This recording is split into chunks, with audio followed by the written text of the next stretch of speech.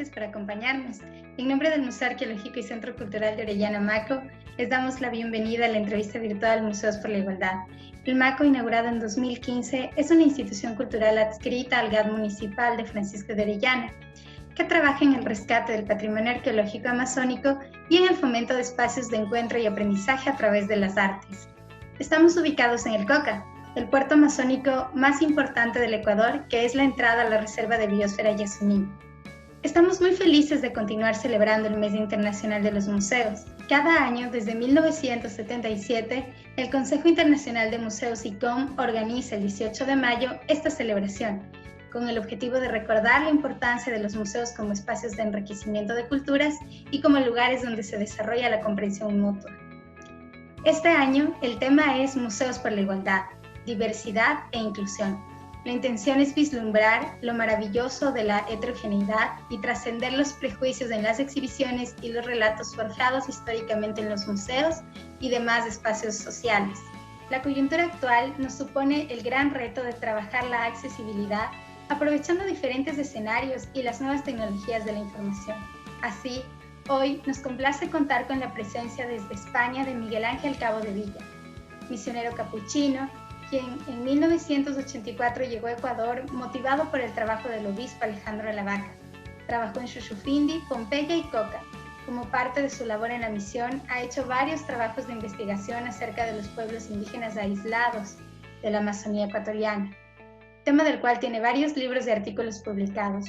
En Pompeya se dedicó a la tarea de precautelar y recuperar las piezas arqueológicas del Museo Sicame y de exponerlas en el Ecuador y a nivel internacional.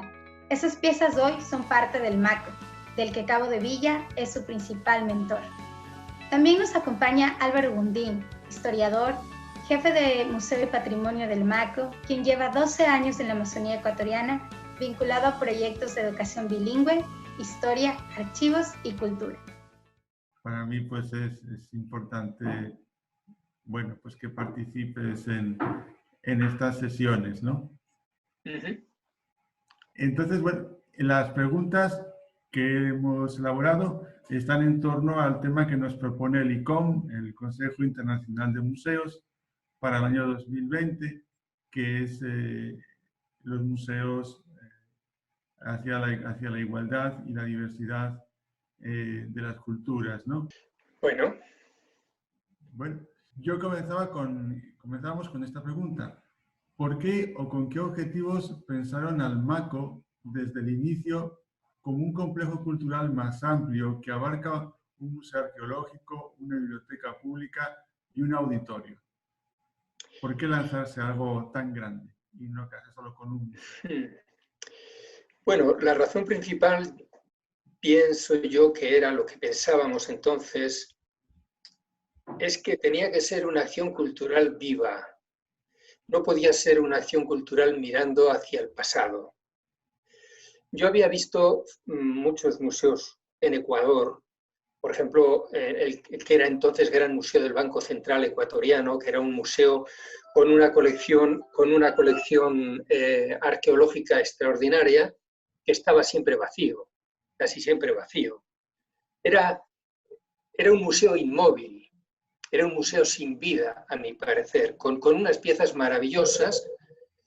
Para mí la cultura en Coca, lo que podíamos hacer era siempre una cuestión actual. Lo que importaba era la vida de Coca de ahora y de la región de ahora, de ese momento. Pero a esa vida que existe en Coca, que era fantástica, a mi parecer, a mí me gustaba tanto, le faltaban elementos que nos parecía que la podían enriquecer mucho, ¿no? Por ejemplo, en Coca no se sabía nada de historia, no había historia local. En los colegios, en las escuelas, no existía la región. Se hablaba un poquito de la guerra del 41 y nada más, ¿no? Y sin embargo nosotros, los misioneros en Cicame, llevábamos muchos años investigando la historia de los pueblos, de las distintas gentes que habían pasado por ahí, y era riquísima, era fascinante, ¿no? La arqueología era una parte, ¿no? Pero para mí lo importante era darle a la vida del Coca, de esa ciudad, donde había muchos más chongos que cosas de cultura, darle lo que en otros sitios de la nación, de Ecuador, tenía la gente oportunidad, sobre todo los jóvenes, ¿no? Y eso era distintas formas artísticas, la historia, la investigación, el teatro, el cine, no sé, por ejemplo, por Coca yo veía que pasaban algunas de las autoridades mundiales más importantes en biología.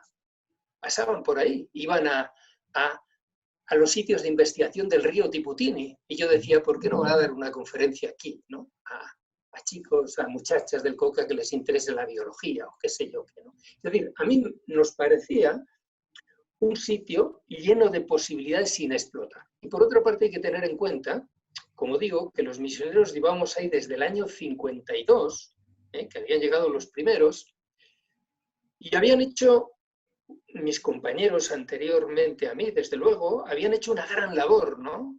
Habían reunido piezas arqueológicas, habían hecho gramáticas de las lenguas de la zona, habían hecho investigaciones etnográficas y estábamos ya en el final de ese grupo de misioneros y queríamos regalarlo a la ciudad. Queríamos hacer un regalo. Queríamos que eso que nosotros habíamos disfrutado tanto conociéndolo, quedara también, bueno, pues para las gentes del Coca que les pudiera interesar. No queríamos que se hiciera un museo misional, queríamos que se hiciera un museo municipal, ¿no? Y ya digo, no solamente un museo, sino un centro cultural, ¿no? Para mí, para que la cultura esté viva, tiene que tener muchas raíces y tiene que tener muchas manifestaciones. Si no, con una sola cosa es muy difícil, o nos parecía muy difícil que la gente del Coca entrara por ahí, ¿no? Por otra parte también estaba, ¿sabes qué? La cuestión de la belleza. La cuestión de la belleza. Coca es una ciudad geográficamente bellísima, pero urbanísticamente horrorosa. Eso nos parecía, o eso me parecía. No quiero echar la culpa a otros, ¿verdad? Por eso insistimos tanto en que este centro cultural, y nos peleamos con los políticos locales para que ese centro cultural estuviera solamente ahí donde está. Porque es un centro que la ciudad está marcada históricamente, sociológicamente, urbanísticamente también por el río Napo, ¿no? Y tenía que estar ahí, y tenía que ser una cosa bella, una cosa hermosa, y una cosa abierta a todos, ¿no? No fuera de gente rica o de gente burguesa, sino una cosa para todo el mundo, ¿no? Y que le diera a la ciudad un sitio bello, ¿no? Para poder pasear, para poder estar, etcétera, ¿no? Creíamos que era eso, la ciudad se lo merecía. Eso va un poquito con... Sí, sigue. No, yo creo que he terminado, me he extendido mucho en esta contestación. No, te decía que esto último que estabas diciendo iba un poco ya en torno a la segunda pregunta. Nosotros planteamos que el MACO es un edificio abierto al visitante, es un espacio público en el malecón, tenemos ahora, hay una serie de kioscos, de maloquitas, donde se vende artesanía, que es parte del proyecto del MACO. Pensando incluso en la labor de Pablo y de Rubén Moreira, los arquitectos que también diseñaron el Parque Central, el Parque Santa Rosa, el albergue, por supuesto, de la FAL. Pablo también tenía esa idea del MACO como un proyecto urbanístico, ¿no? que creara en Coca espacios para la ciudadanía, que hiciera de Coca una ciudad, que no fuera solamente un puerto de paso. Eso, creo que ya lo has más o menos contestado, fue también esencial, ¿no? En el proyecto. Claro, sí, obviamente, con Rubén y con Pablo, con su esposa, hablamos muchas veces, y ahí también peleamos duro, porque, como quizás sabréis, hubo otros proyectos arquitectónicos para hacer este museo en Coca, que nosotros rechazamos, porque nos parecían muy malos proyectos, porque no reunían estas condiciones de las que estamos hablando, ¿no? Las condiciones de la belleza, de la accesibilidad, las condiciones que hacían de un centro cultural una cosa más participada, donde igual pudieran entrar unas personas que otras. Yo veía que en el COCA, y muchas veces lo hablé con las autoridades, estaban siempre obsesionadas con el tema del ripio en las calles, ¿no? Eso era lo principal, poner ripio en las calles. Sí, sí, es importante, pero la ciudadanía necesita también la belleza. La belleza es una cosa muy educativa, es una cosa que hace crecer a la gente. Yo me fijaba en los barrios del COCA, cuando una familia humilde, con una casa de tablas, pintaba su casa y la decentaba y ponía flores, eso influía en toda la calle. Y la otra gente se contagiaba de eso, ¿no? Nos contagiamos con todo, nos contagiamos con la fealdad, ¿no? Y nos contagiamos con la belleza. Y a mí me parecía muy importante que fuera un edificio bello, que fuera un edificio bien construido, y que algunos arquitectos ecuatorianos, como este equipo, que a mí me parecía magnífico, intervinieran en COCA como... Luego nosotros también les animamos a intervenir y pensábamos que podían haber seguido interviniendo en otras áreas de la ciudad, porque el urbanismo es una cosa fundamental para vivir bien, ¿no? Para la buena vida. Sí, así es. Incluso el arreglar el malecón junto con el proyecto del museo ha sido esencial. Volviendo un poquito al museo, tú también planteabas, y en el proyecto de museográfico del MACO, se planteaba que la museografía del Museo Arqueológico está escrita pensando en el público local, ¿no? Ya decías al principio de la entrevista que se hizo pensando incluso en los estudiantes, en cuyos pensum entonces no se hablaba de historia local, no se hablaba de historia precolombina o siquiera de una historia colonial que incluyera la Amazonía, ¿no? Sin embargo, eso sigue siendo un poco difícil, ¿no? La historia precolombina, especialmente la precolombina, es totalmente o muy desconocida entre los habitantes del COCA, ya no tanto entre los estudiantes por la labor precisamente que han hecho la Fundación Alejandro Lavaca y ahora el MACO. Pero el COCA también ha ido cambiando un poco, incluso su población se ha venido haciendo más mestiza, ¿no? En el MACO seguimos utilizando muchas estrategias y herramientas vinculadas con las nacionalidades indígenas y sin embargo en la población indígena de COCA va disminuyendo en proporción, ¿no? Cada vez tenemos más gente de fuera. ¿Cómo podría esta población actual, mayoritariamente mestiza del COCA, encontrarse en una museografía de historia amazónica? ¿Cómo se insertan ellos en esta museografía escrita para ellos? Sí, bueno, a mi parecer no tiene mucho que ver, yo no sea indígena o mestizo, porque ¿qué ocurre? Que esos que están ahí, que estamos recordando ahí, son la base de todos, es de indígenas y de mestizos, de igual manera. Una nación, cualquier nación, es el resultado de la acción de muchos grupos humanos anteriores. Se van diversificando, unos se conservan de una manera, otros de otra, tienen distintas mezclas, pero como nación, como humanidad y como nación, somos todos resultados de eso anterior, ¿no? Para mí, una de las cosas que le privaba a la ciudad de tener... COCA es una ciudad donde se notaba demasiado la gente de paso, donde eran como pajaritos emigrantes, de un lado para otro, todos, ¿no? Y no había un fondo, no había una riqueza como hay en otras ciudades de Ecuador que tienen tradiciones, ¿no? Sin embargo, en COCA había una historia, repito, que es riquísima, que es Es decir, la Amazonía ha sido la región del olvido para Ecuador. Y sigue siendo, estoy seguro, en gran parte la región del olvido. Yo recibo noticias de lo que ha pasado en el último incidente del petróleo y sigue siendo la región del olvido, ¿no?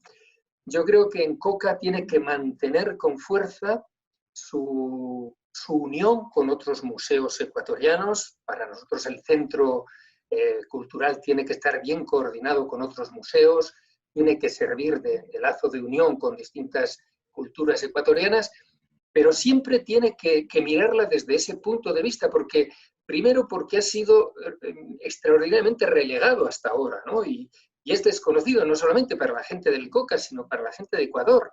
Yo recuerdo que cuando sacamos por primera vez nuestra exposición a Quito, recuerdo en la Galería Artes, pasaron miles de personas, y muchísimas personas nos decían, pero esto es Ecuador. Esto es Ecuador. Yo recuerdo que cuando llevé las primeras fotografías al ministro de Cultura de entonces, las fotografías de nuestras urnas, me dijo, pero esto es brasileño, esto no es ecuatoriano. Entonces, no tenían ni idea, no tenían ni idea. Y yo creo que la idea hay que cultivarla en el lugar, en Coca, ¿no? Y Coca lo que tiene que hacer es sumar al patrimonio ecuatoriano lo que tiene ahí. Pero yo al menos insistiría mucho, ¿no? ¿Cómo meter a la gente dentro de eso? Bueno, pues yo les he dicho siempre, ¿no?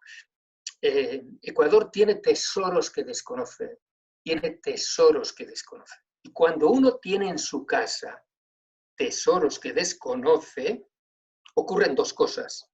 Una, que te lo roban, te lo suelen robar. Y eso es lo que ha pasado en Ecuador. ¿Qué es lo que queda en las colecciones públicas de Ecuador? ¿Qué es lo que queda en las colecciones arqueológicas? Prácticamente muy poco más que lo que tenemos en Coca, que lo que conservamos nosotros. Se lo han robado y se lo siguen robando. Ocurre eso, que te roban las cosas. Y segundo, ocurre otra cosa, y es que no disfrutas porque no conoces lo que tienes. No disfrutas con lo que tienes, no te enriqueces con lo que tienes. No puedes hacer una relación.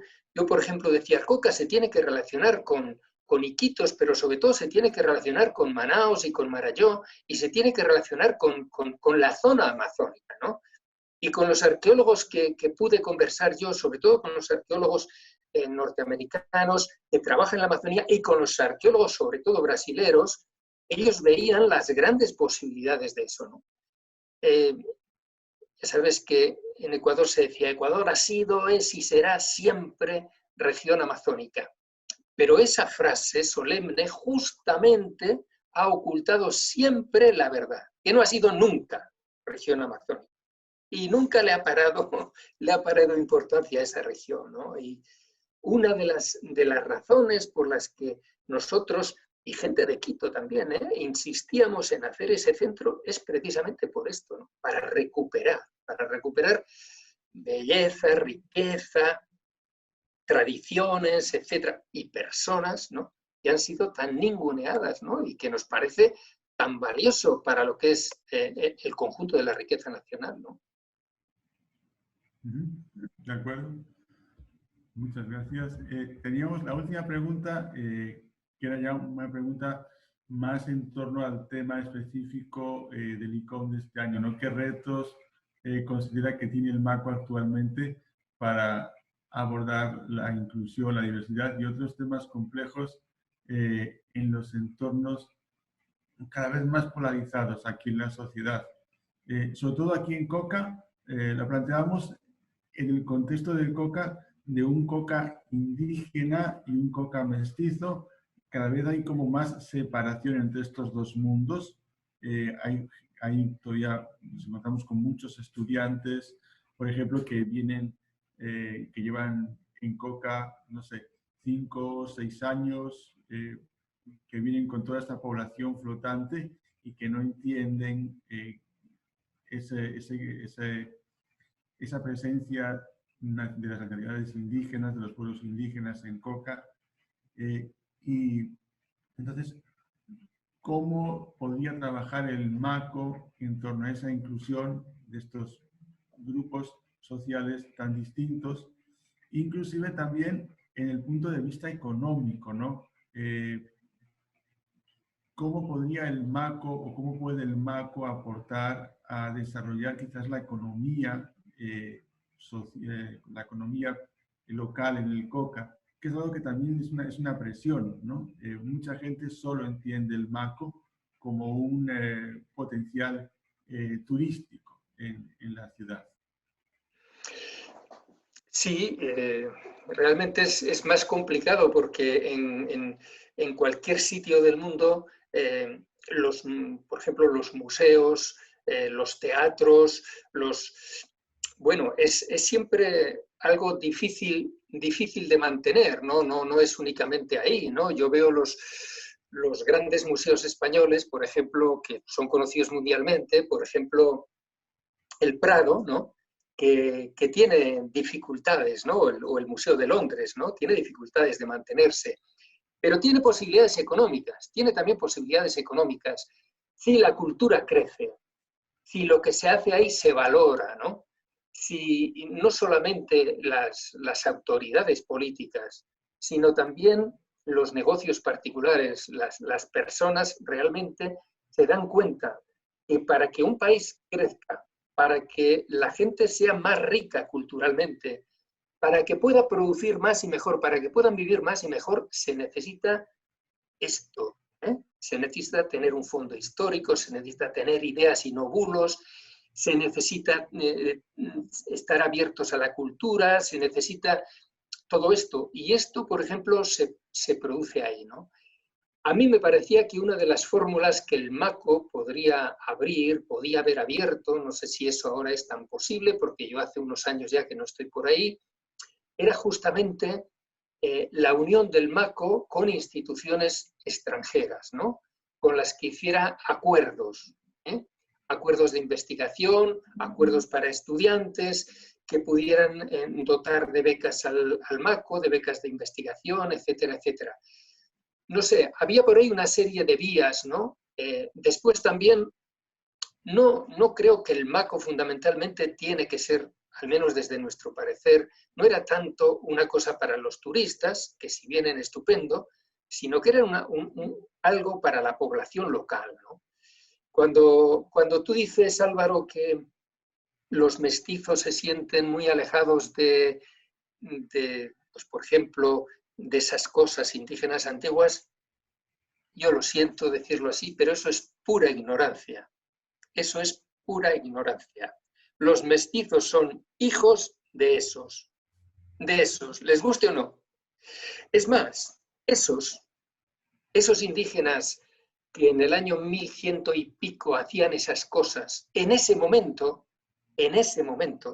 eran unas puntas de lanza de las mejores culturas mundiales. De las mejores, en el siglo XII, en el siglo XIII. Son comparables sus obras a cualquier cultura del mundo. Y más bien lo que tendría que preguntarse una nación es, ¿qué ha pasado? ¿Qué ha ocurrido? ¿Por qué hemos pasado en el Napo de ser una cultura extraordinaria a otra cosa muy distinta? ¿Y por qué hemos pasado y por qué despreciamos algo que estaba en la cumbre de la cultura en ese tiempo?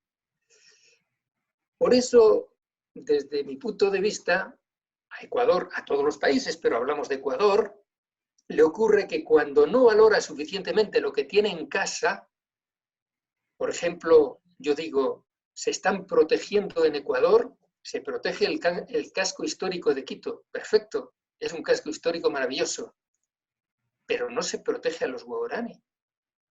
Es un patrimonio mundial que nadie tiene, que la selva ecuatoriana tiene, los pueblos ocultos.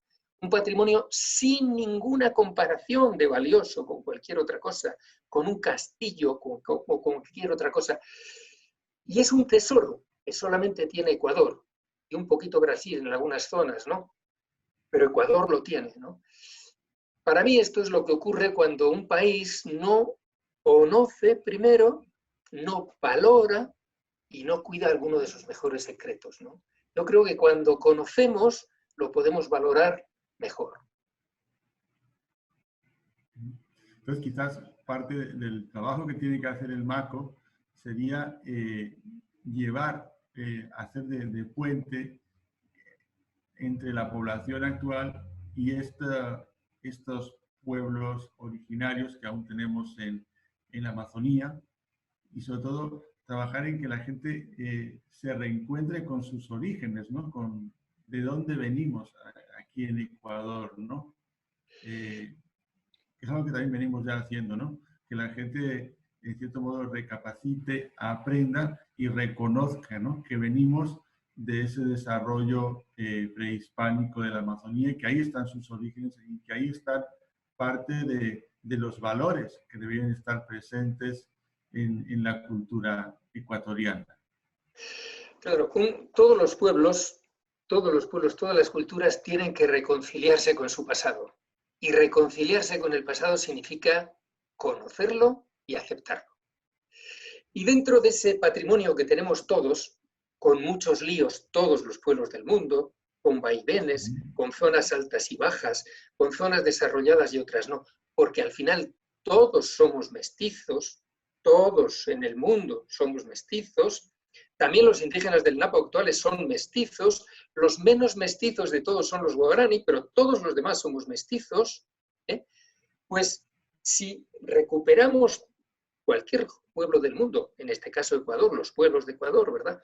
Si recuperamos si realmente conocemos nuestra tradición, la valoramos en sus partes más altas, conocemos en qué parte se estropeó, se fastidió aquello y por qué, tenemos muchas más posibilidades de mejorar nuestra situación actual y de aceptarnos unos a otros y de convivir unos con otros, ¿no? Y de valorarnos unos a otros, ¿no? A mí me parece que una de las cosas más hermosas, desde mi punto de vista, ¿no? Yo de las cosas que más me fascinaban de Ecuador es que en un país muy pequeño geográficamente había tal variedad. La variedad es una riqueza siempre, siempre, lo dirán los científicos de todo tipo, ¿no? Ecuador es una nación extraordinariamente rica en variedades humanas y culturales, ¿no? Pero claro, si empezamos a no conocer primero, ¿no? Y si no conocemos, pues despreciamos porque no las tenemos en cuenta, no las consideramos, pues eso empobrece mucho a toda la nación, ¿no? Para mí, una persona que desprecia es una persona pobre mentalmente, pobre. Ninguna persona con su cerebro bien amueblado desprecia otra cultura, ninguna. Y se trataba de amueblar, ¿no? De amueblar el pensamiento y de amueblar los conocimientos, porque entonces es cuando realmente le vemos esa chispa a la vida y esa belleza, que si no, pues no la vemos, sencillamente, ¿no?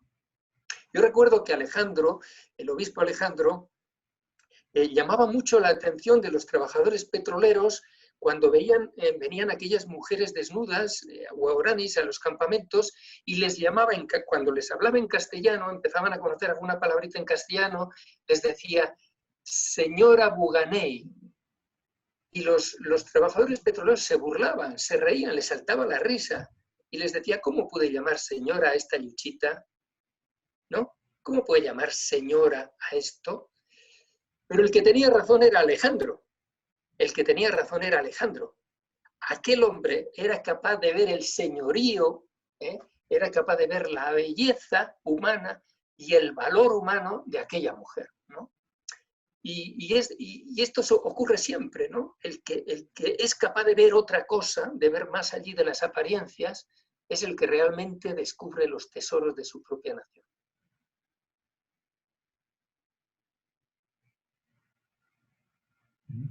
Bueno, pues creo que con esto podemos cerrar la entrevista. Agradecerte, Miguel Ángel, por habernos abierto la puerta y haber compartido un poquito de toda tu experiencia y de toda la energía que además y trabajo que pusiste en el MACO. El MACO sigue adelante. Tenemos ya 5 años de experiencias que se suman a todo el trabajo anterior que hizo la Fundación La Vaca, que hizo CICAME. Bueno, sin más, en nombre incluso de Carlos, que es el gerente, Carlos Novoa, que es actualmente el gerente del MACO, pues invitarte. Sabes que esta es tu casa, te esperamos aquí en Coca. Tienes que venir a ver este monumento de la ciudad, porque ya es un monumento. Te decía en algún correo que incluso nosotros todavía estamos un poco nerviosos porque empezamos a ser incluso reconocidos ya a nivel nacional, a nivel internacional. Nos falta trabajar aquí en COCA, ¿no? Y para nosotros es un orgullo pues seguir trabajando en un proyecto que empezaste tú con otros tantos misioneros y gente que ha colaborado para que hoy tengamos el MACO y hoy podamos reivindicar y contar la historia de estas tierras. Gracias por estar aquí. Nada, gracias a vosotros, Álvaro. Un abrazo a todos. Muchas gracias a ustedes por conectarse. Los invitamos a seguir experimentando las actividades que hemos pensado para ustedes y a no perderse este viernes a las 17 horas una narración oral a cargo del grupo de teatro local Samay Supay. Síganos en las redes sociales del MACO. Hasta pronto.